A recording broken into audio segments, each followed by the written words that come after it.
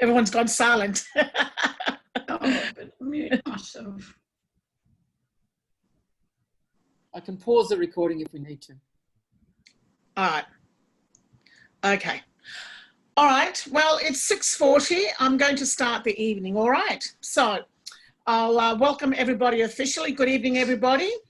Welcome to the launch of Ouyanglaunch's first prose poetry collection, Living After Death. And this is a beautiful chapbook here. This is Ouyang's chapbook. My name is Tina Giannoukas, and I'm the editor-in-chief at Melbourne Poets Union.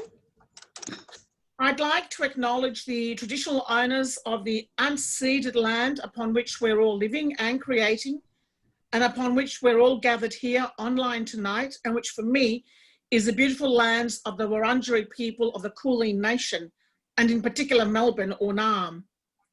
I acknowledge all elders past, present and future, and I pay my respects to any Indigenous and Torres Strait people here tonight. Please don't forget to mute your microphones. The launch is being recorded, so if you don't want to be filmed, please also mute your videos. Apart from being editor-in-chief at Melbourne Poets Union, I'm also the editor of Ouyanglaunch's wonderful chapbook, Living After Death. As many of you already know, Melbourne Poets Union was established in 1977 and has been supporting poets and poetry ever since, not only through the publication of our chapbooks in more recent years, but also through gigs and other ways. We're all poets and volunteers and do it all for the love of poetry. As editor-in-chief, I'm really pleased to be speaking tonight about Ouyanglaunch's chapbook. I've always admired Chinese classical poetry. I've been a close reader of contemporary Chinese poetry ever since its explosion on the international scene from the 80s onwards. I've known Ouyanglaunch's work from the beginning with the launch of Moon Over Melbourne and other poems in the early 90s.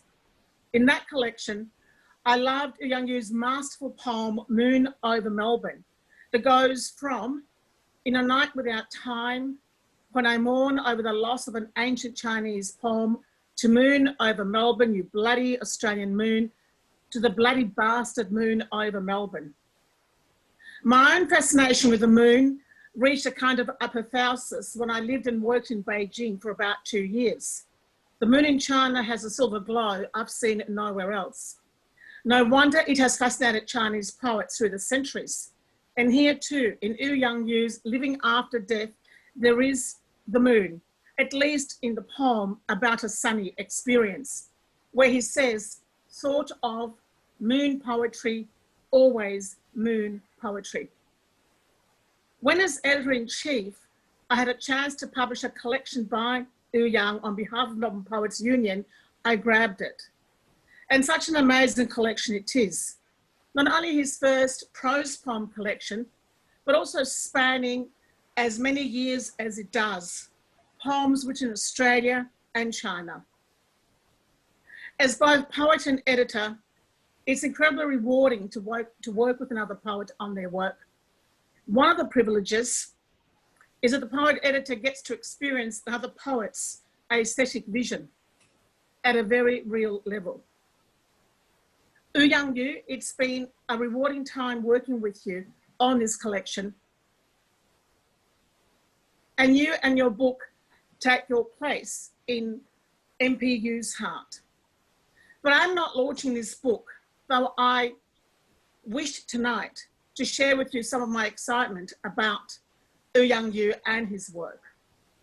The honour of launching Ouyanglaunch's chapbook, Living After Death, belongs to Melbourne Poets Union patron and a superb poet in his own right, Kevin Brophy, whose own beautiful chapbook in this part of the world,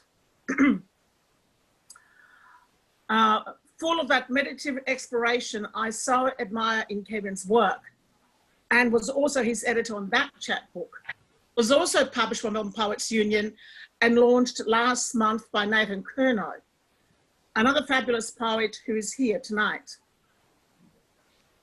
Kevin has published several collections of poetry, fictions, essays, and was the first professor of creative writing at Melbourne University. He also has the privilege of having published Ouyanglaunch's Fainting with Freedom, a collection I reviewed, and Ouyanglaunch's Breaking New Sky, Contemporary Poetry from China, which I also reviewed. As the poet of the night, Ouyanglaunch needs no introduction. He has published more than 100 books, is a translator, a teacher, a novelist, a creative artist working in two cultures at once, Australian and Chinese, melding them at times, crossing backwards and forwards, a singular poetic figure and sensibility. His poetry, including in this collection, Living After Death, reflects that richness of thought and experience. In both 2018 and 2019, he was selected as one of the top 10 poets in China by Ziron Poetry Club, part of Beijing's Ziron Books Limited. And I'm sure I mispronounced that, Ouyang. I'd like to hand it over to Kevin now, who will launch Ouyanglaunch's Living After Death. Ouyanglaunch will also speak and read some poems for us. And there will be plenty of time afterwards to ask Ouyanglaunch any questions you might have. Thank you, Kevin. Thank you, Tina. And congratulations, Ouyang, and congratulations to Melbourne Poets Union on the production of this book. Now, the remarks I'm going to make are entirely inadequate to the book, but I'm going to launch into it anyway. But I'm sure there'll be a lot more to be said about this book in the future, and maybe a lot more that's more deeply relevant to the book. Ouyang is a rich poet with a big and detailed history. So Ouyanglaunch's 120, as I understand it, his 128th book is a dream book. It's a book of dreams. It's a dream of a book. It's an extended daydream, mimicking night dreams.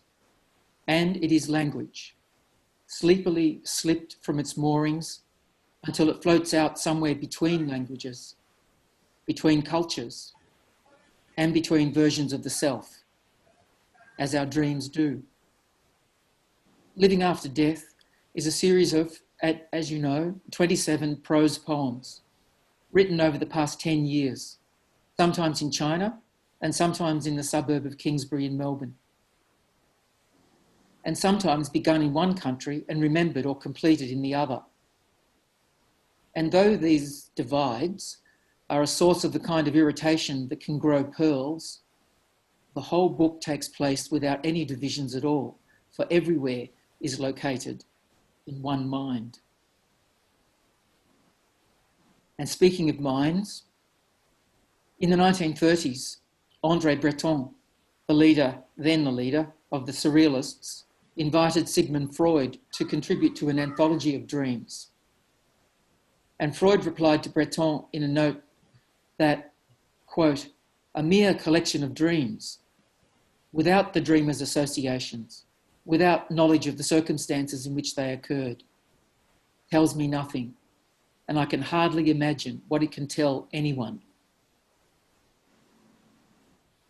Well, for Freud, dreams were symptoms of a deeper sickness of neurosis in the human soul, which of course needed his attention. Ouyang's dreams are more akin to Breton's idea that the unconscious is its own marvellous and its own poetic world. The 27 dreams in Living After Death do, nevertheless, carry with them more than description, more than being a mere record, because they do keep interrogating themselves playfully, linguistically, teasingly, dreamily, and viscerally. We are never far from the physical body with Ouyang's poetry. We're never far from sexuality.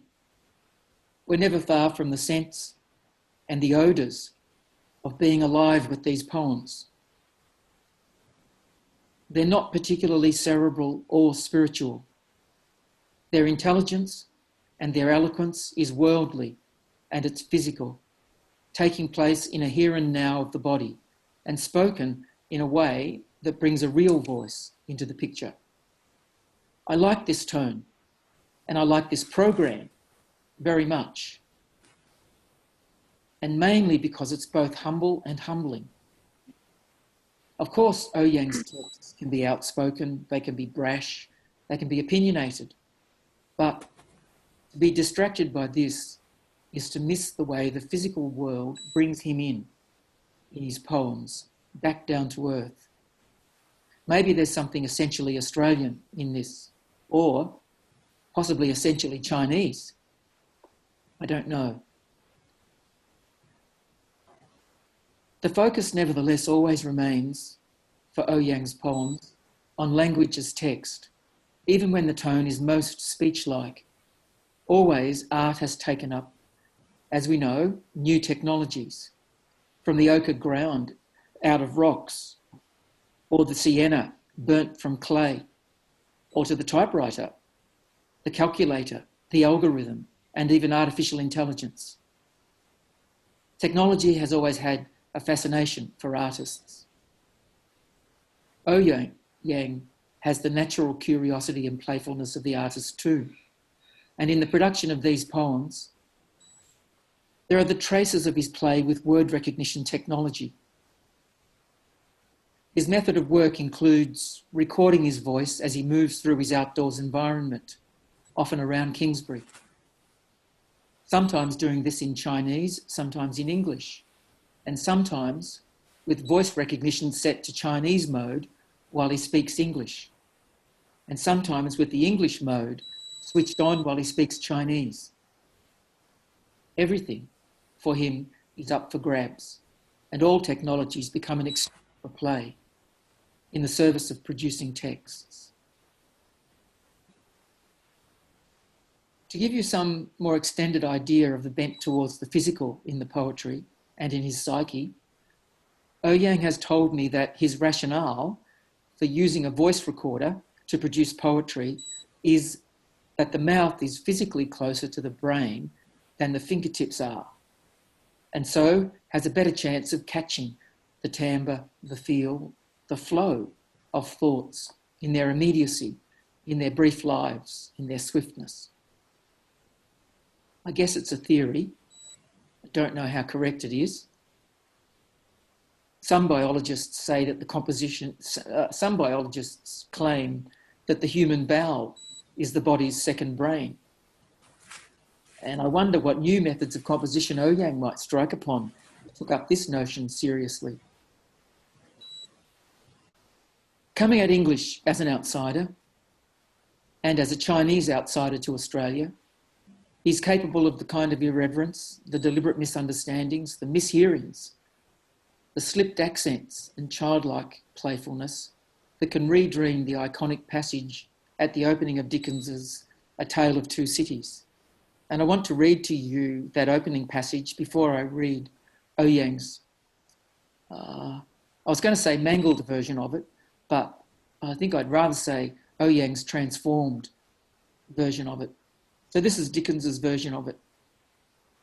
And maybe it wasn't the best version. It was the best of times. It was the worst of times. It was the age of wisdom. It was the age of foolishness. It was the epic of belief. It was the epic of incredulity. It was the season of light. It was the season of darkness. It was the spring of hope. It was the winter of despair. We had everything before us. We had nothing before us. We were all going direct to heaven. We were all going direct the other way.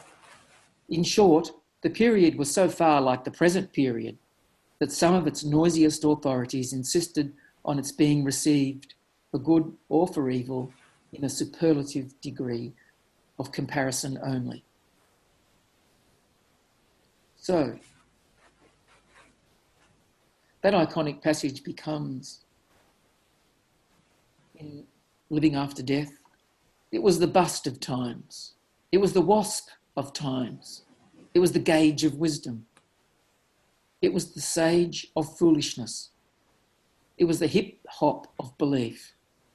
It was the beatbox of incredulity. It was the treason of light. It was the listen of darkness. It was the sprint of hope. It was the winner of despair. We had evening before us. We had noon before us. We were all going direct to shaven. We were all going direct the other May. In short, the period was so far like the Platonic period that some of its noisiest authorities insisted on its being rescinded for God or for level in the superlaxative degree of companion lonely.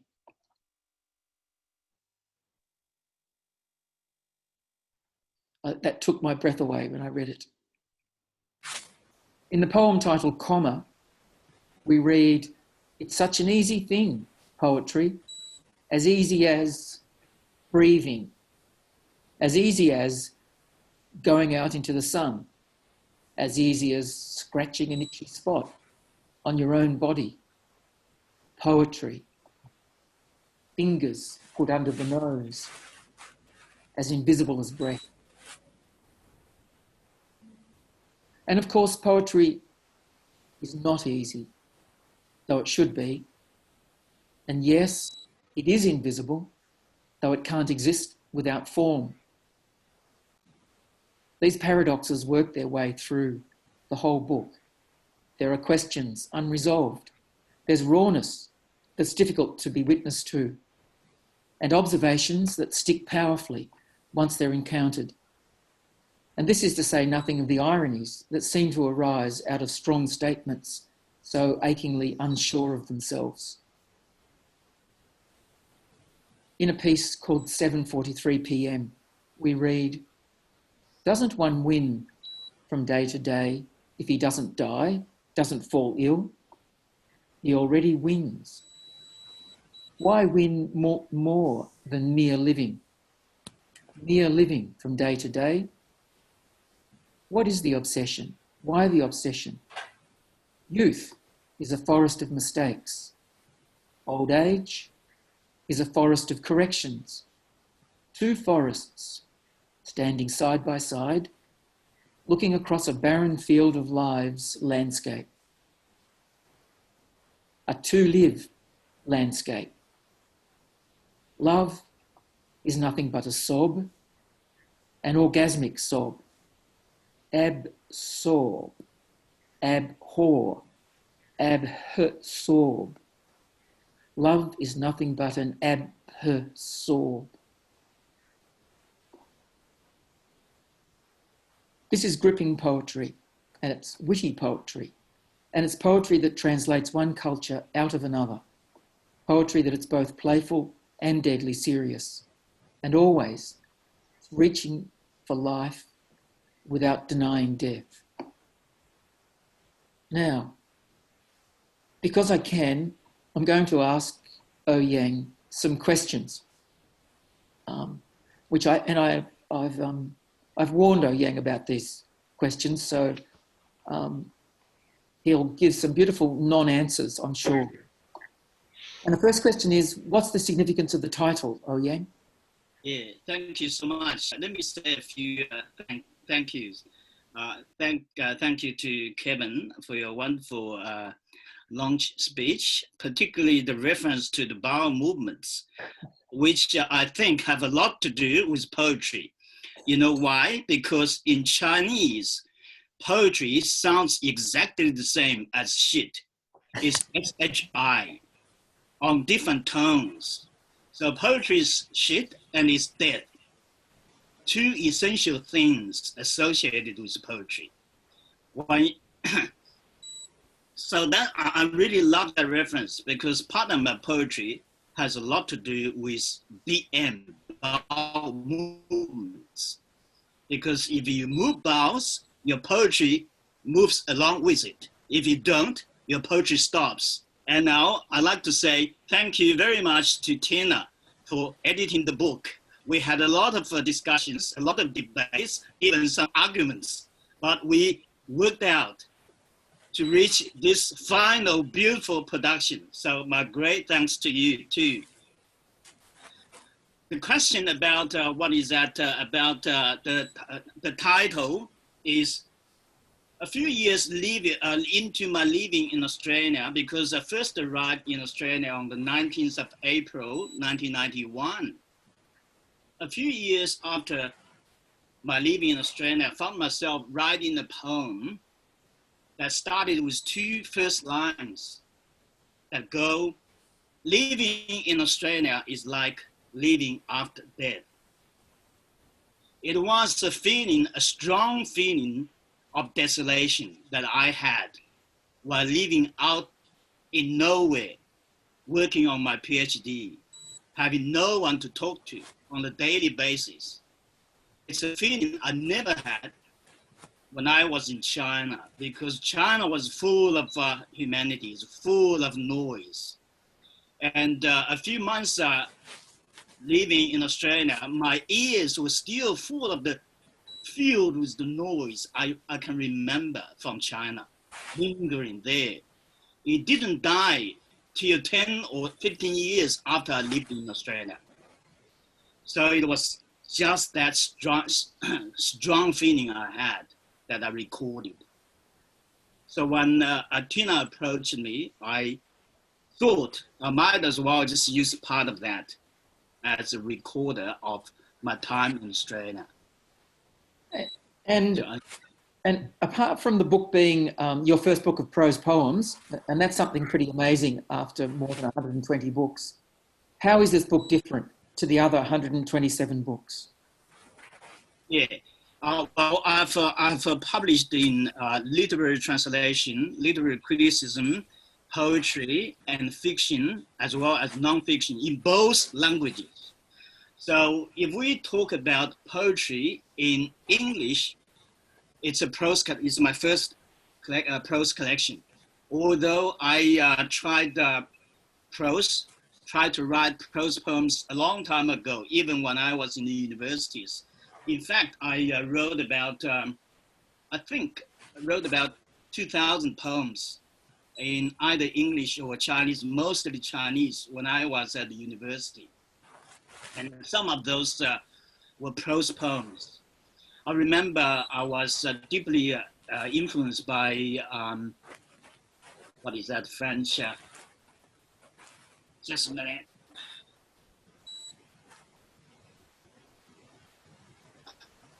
Baudelaire, and I was also influenced by some American poets like Russell Edson. Yes. Yeah, Russell Edson and Ira Sadoff. To such a degree that I actually translated a number of poems by Ira Sadoff, S-A-D-O-F-F. I think he had some wonderful prose poems. And this was the first time I had the opportunity to do something like that. So that's, yeah. Great. And I think the book has a tremendous coherence. It's a book you can read from cover to cover very easily, and it has a wholeness about it. So, Ouyang, it wouldn't be a surprise to you to hear that you're known for your tone of rebelliousness and maybe even recklessness in your poetry. But we all know that you're now entering senior citizenship, as a few of the rest of us are. And what's this doing to your poetry? That two words make me feel so old. I've never felt it I've never felt it that way. I feel like a young man on a daily basis. Artistically and poetically, I'm so overproductive, particularly in the lockdown time. Yes. Maybe one example, in August, when we enter into lockdown and curfew, I wrote about 350 poems in that single month. And in nearly every month, I write on average about 100 poems. that only is part of the story, only in Chinese. And there's dozens and dozens of English poems as well. And there's no secret, because I already revealed to you that while I was out, my mobile phone is my best aid, because speech recognition technology is the best. As the poem comes to you, you take out your phone and you start recording. Initially, I recorded them and typed them up, but a lot of mistakes could be made because with a blow of the wind, for example, some words were blown away. So you could not work out what you said at that time. But with this speech recognition technology, it was very good, because as you speak into the phone, it turns into Chinese words, characters, and you do the in situ editing as you go along. And it's very easy. So on a daily basis, about 5 poems at least. I started hating myself for being so productive. I actually tried to stop myself. And one way I found was, I used to really hate people going out with their ears plugged with earphones, because once you are listening to whatever that comes from the earphones, you don't hear the natural sound. Whereas the natural sound is the best thing for your poetry. Now, to stop myself from doing poetry, I started wearing those while I go out and then enjoy music. But that has another good effect, because that induces me to even more poetry. I have to stop and write poetry. So it's a bit weird, but it's good, you know. Kira, can you get them off her, please? Sorry? What is that? Who said what? I didn't catch it. Someone's child is stealing the earplug. Oh yeah, all right, okay, yeah. So you see, that's part of my experience. And actually, when you read that poem by Charles Dickens, Yes. which I arranged to use a musical term, I have been, you know, experimenting with poetry in many fronts. One of these is the rearrangement of poetry. I like to use do a poem and then arranged by Ouyang, written by blah blah blah, and arranged. I love the musical term of arrangement. Yes. Yeah, poetry could be arranged in new ways. And another thing is what I call creative mistakes, because mistakes are the best originators of poetry. Mistakes lead to poetry. And in this collection, I had a number of poems that were actually based on the inspiration of mistakes. When I was teaching my students constantly made mistakes. I hated them so much that the only way I could do was recreate them into poetry. Yes. So I did that. I once wrote a book and I wanted to give it the title, A Small Mistake. Yeah, no, that's a good But title. the publisher wouldn't agree to it. Oh no, they want all correctness, which is boring. Now, a final question. Yeah. And this has got nothing to do, well, maybe it's got a lot to do with poetry. I guess you are one of the most interesting and definitely one of the most productive Chinese Australian artists at work. And I'm interested to hear what you might have to say about what hope there is for some kind of fruitful and lasting relationship between Australia and China. No hope. We drink our own wine. We can't sell it to them. No, I'm just joking. I'm joking, of course. And I saw your question and actually wrote a number of poems. Oh, yes. Around the subject. And the least offensive one, probably I'll read it. Can I share the poem with you? Yeah. It's called, it's titled The Passive Partner. China is the passive partner. You insult her, she swallows the insult. You blame her, she takes the blame. You accuse her of all sorts of wrongdoings. She falls into silence. You up the ante by giving her the R's in everything relevant. She turns her back on you. Then I quote China. Sorry, no more sex, please. Basically, that's what China is doing. Thank you. You can occupy the moral high ground and dump all the insults on them. They just turn silent and they're not buying. We want a partner. If you have a partner and you accuse the partner of being ugly and doing all sorts of wrong things, is your partner going to be cooperative with you? That's my opinion. Thank you, Ouyang. And I think it's my duty now to declare the book launched and to congratulate all those, including the designer, for producing such a wonderful book. Thank you.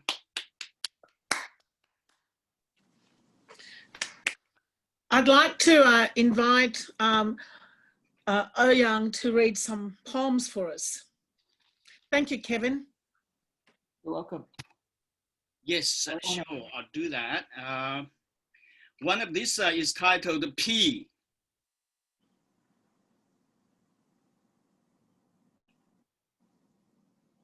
So much that is pretentious, and pretty in that country.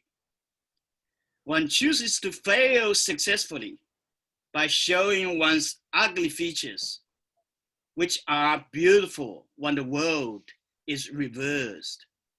I wrote that poem when I was in America. So I wrote a lot of poems in places. When I was in America, I tended to think of China and Australia together or separately, and then poetry came to me. This one is Will. The ship will leave yesterday.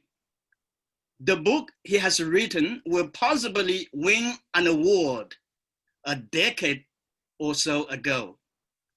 I will have to see her again the day before yesterday.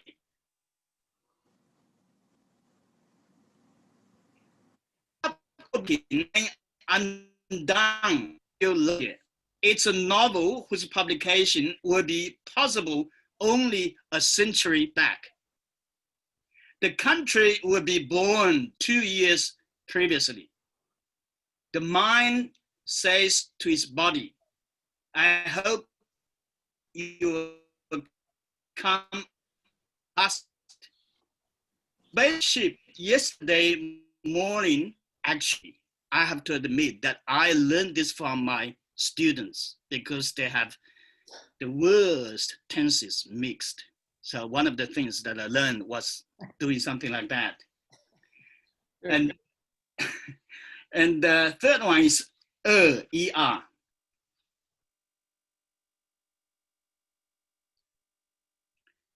We're not saying we're better than anyone else, but we're good. Oh yes, we are good than anyone else. We're gooder and correct.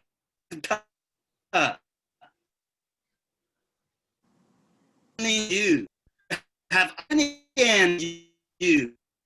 Whoop. Australia double N U.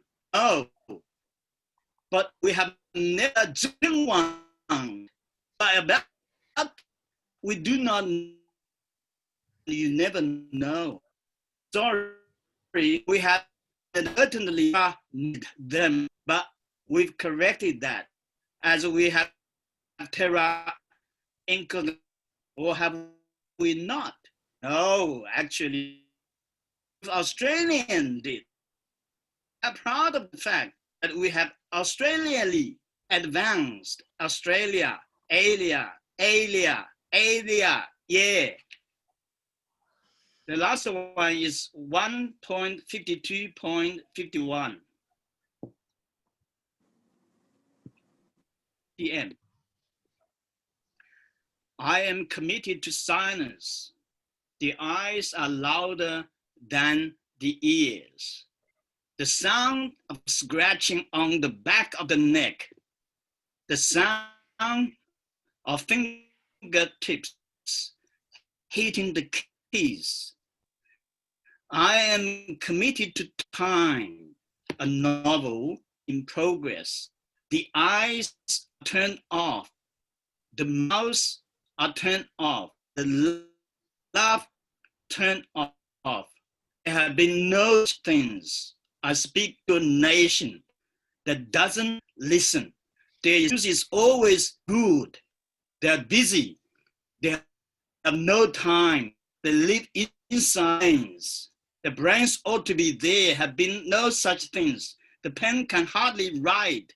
There are 4 of them. Only one doesn't write well. A pink, a blue, a yellow, and a white. The white, a plastic pencil. I have forgotten to take Blackmore's again. The sound in an uncapped bottle inside it. One goes to the loo. One always goes to the loo. Time to stand up, to straighten up, to go away from the sound of the fingertips hitting the keys. Then the noise of it, all been flashed away. Thank you. So we end on the high note of toilet. Yes. Sorry about that. Well, thank you, Ouyang. You were breaking up a little bit there, which can't be helped. I think it's the problem of Zoom. It's happening to all of us. That's all right. It was beautiful, however. I'd like to thank both you and Kevin. And I'd like to take this opportunity to thank our designer, Libby Austin, for her beautifully designed chapbook. And also Richard Mudford, who's in the audience tonight, for his wonderful trailer of Ouyang reading his poems, and you'll find that on our website, on our Facebook page, and also on Ouyang's page.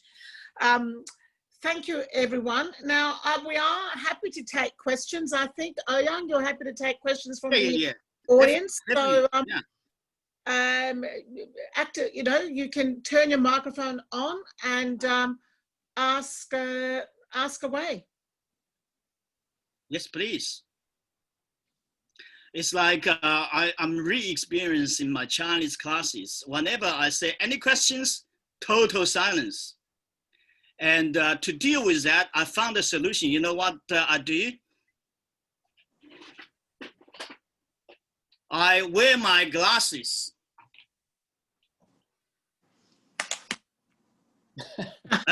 and then I stare at them. I say, I will wear my glasses and remain silent until someone asks me a question. And then that way, that really worked. And they started asking questions. It's a culture. Can I ask a question? Yes, please. Yes. A word came up a lot during this most enlivening event, playful. Now, you mean the word playful? Yeah, Yeah. Your work was described as playful by Kevin several times. Now, playful's a word I think it's a lazy word. Excuse me, Kevin. Quite often poetry is described as playful. I think it's a word that's too easy to use. You see, wit, I would say, for Ouyang's poetry, anger, rebelliousness, recklessness. He's playing with words. How would you like to respond, Ouyang, to the use of the word playful in relation to your work? Could you hear me? I agree. Say witty playful or angrily playful or whatever playful. Stable. Can you all hear me? No? Yeah. You're It's breaking coming. up a bit, Ouyang, a little bit. Yes. You're breaking Great. up. Do you want to repeat Uh, that? Yeah, could, Raise my voice. Yeah. No, I mean is I am playful, love playful in a witty way and in all sorts of different ways. Because where I am, as old as I am, I can't afford to be so serious with a lot of things because I guess I've seen through them.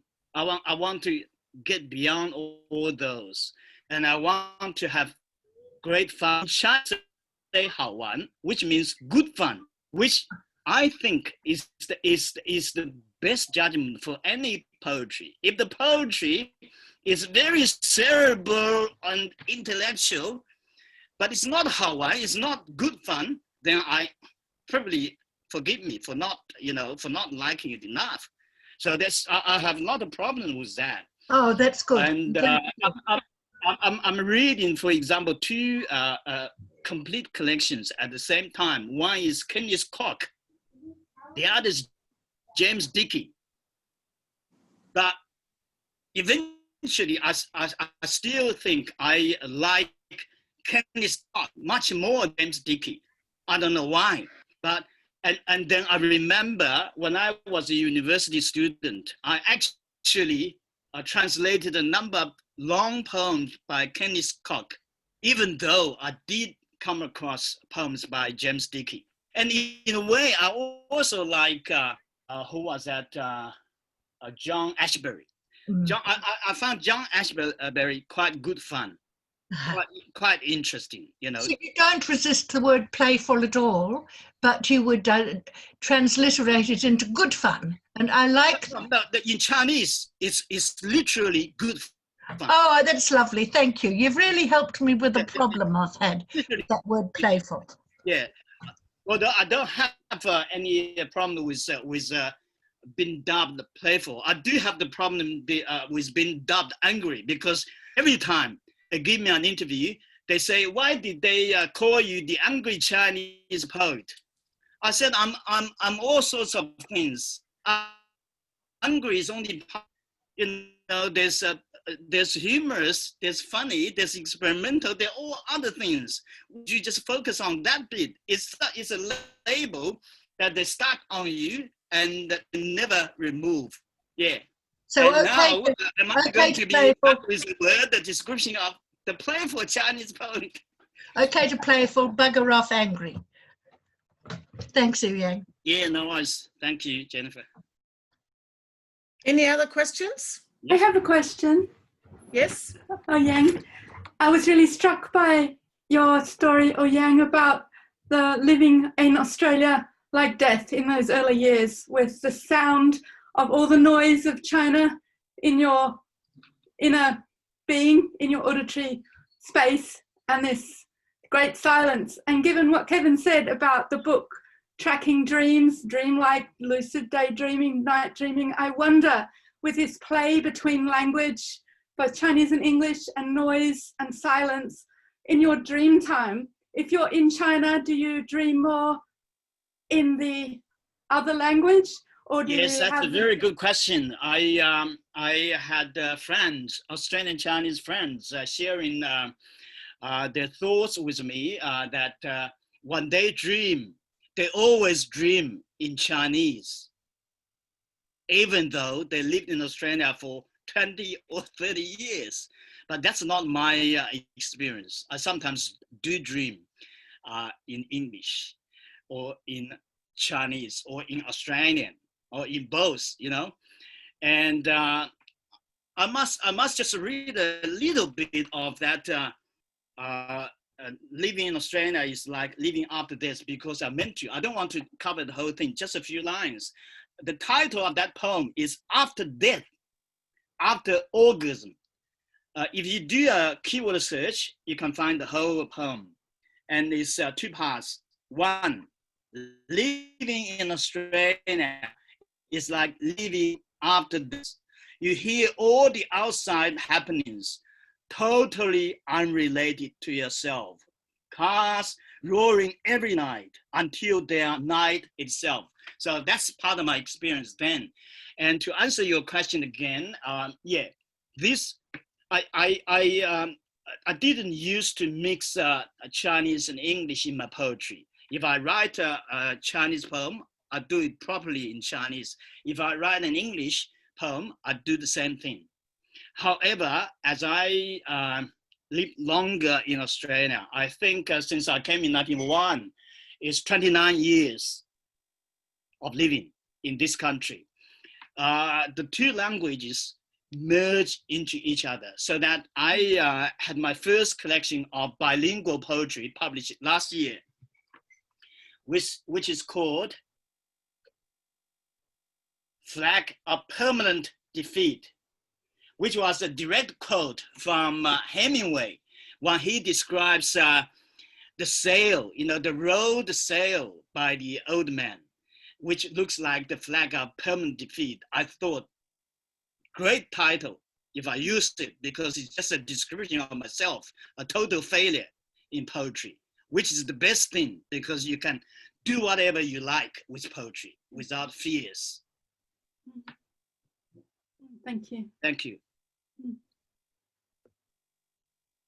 Anyone else? I'm sure there's a lot of questions you'd like to ask Ouyang. As I drink more wine. And his tongue loosens. This is your opportunity. Exactly.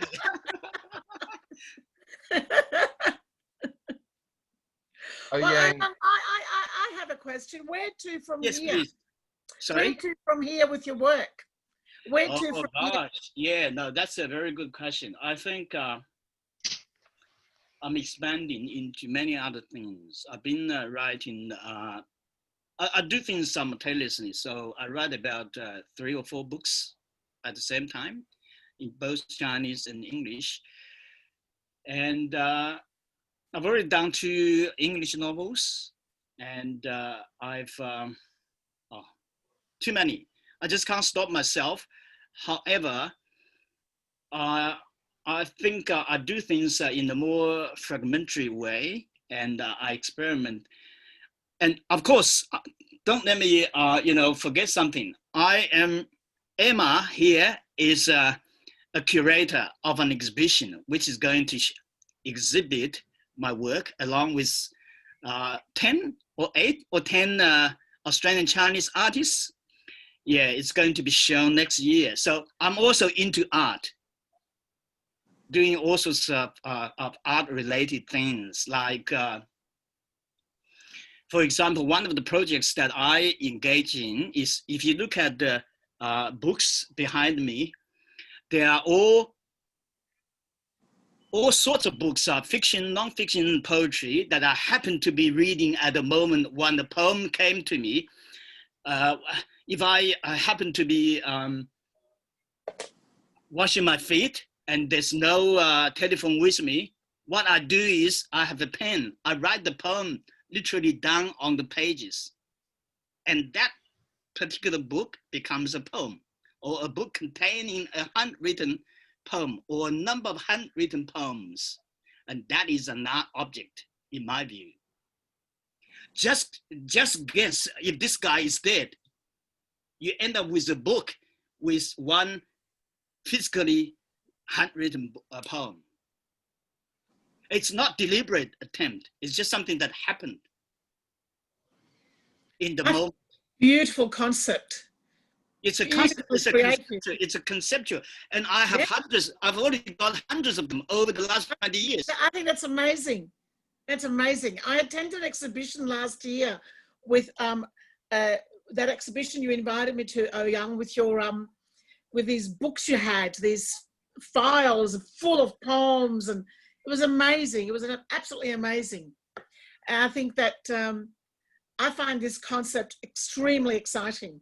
Yeah, so this is what I think a poet is capable of doing if he has surplus of energy and time and whatever, yeah. So do you think every thought of a poet, of an artist, of a poet, of a painter, do you think that one just lives one's life as a poet, that every thought in the end is part of the poet's life? I tell you what, the one thing I'm having a problem with is how people define poetry. When I run my classes in China, big classes of something like 50 or 60 postgrad students, one thing I deal with them is, one question I ask them is, have you ever read any poetry? Most 95% of people have never read a poetry book or even a poem. How are you going to deal with these people? But my approach is simple enough. I say, you are a poet. You can do the best poetry. Let me just give you that opportunity to do it right now. Your subject, I have fragment pieces of bearings, one single word like people, star, river, or whatever. So they believe for one and get it out, and if they get a river or even a number 0, that get them to start writing a poem. And some of them have produced their first poem in their life, and it could be said one of the best poems they produced. And my view is simple enough. Everyone is a poet, or else you would end up with no people reading your poetry. You only write for poets. That's a failure. You write so that people who do not appreciate poetry will be shocked into awareness that, oh, I should have started reading poetry. I missed something that is so good, so wonderful. That's my view.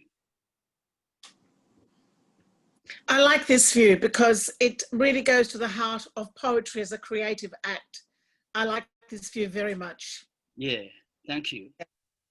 Speaking of the heart, it reminds me of what you were saying before about your recording experiment, that the mouth for you is closer to the brain and further from the fingertips.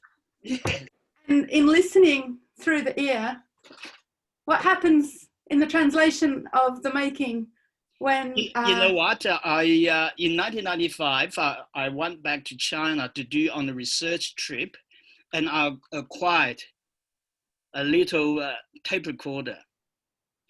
That was the first time that I realized I could produce poetry the way I wanted. For example, at night when you were lying in bed and switch off the lights, that is the best time when poetry comes to you.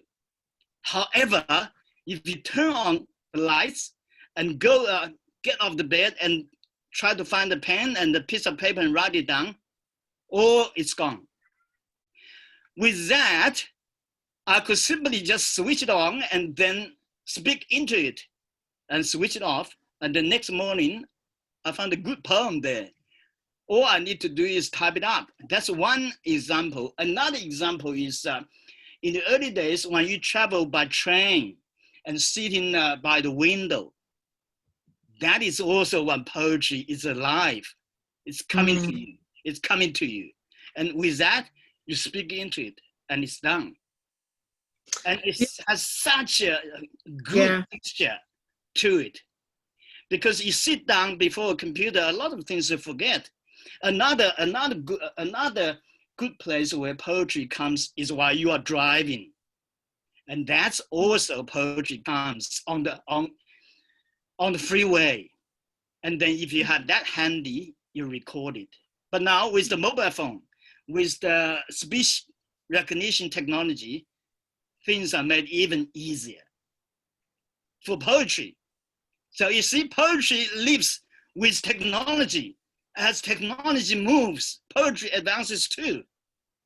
And then there's free-writing too. Is the idea of movement. There's an idea of movement. Of course, poetry, in its simplest terms, is breathing. You breathe in and out, and that's what you do. Living the life, living the poetry. Does anyone have any other questions? So there's I think that Emma has a question. I was just going to say, I'm always fascinated by your tree writing project. Tree writing project, yes. Thank you for that. Yeah, that's right. Yeah. You want me to say something about it? I think that'd be great. Yeah, I think. Yeah. I forgot that. Yeah, no, that's it's good for you to remind me that. Living in Kingsbury, I go out, and one of the things that I do on a daily basis, I've stopped it. That's in the past few years. I took a marker with me on every trip, living tree. I write a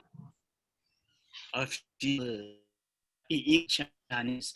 I record the day, time, and it's good that 2 years, 1 or 2 years after, when you go past them, you can still see those traces of writing.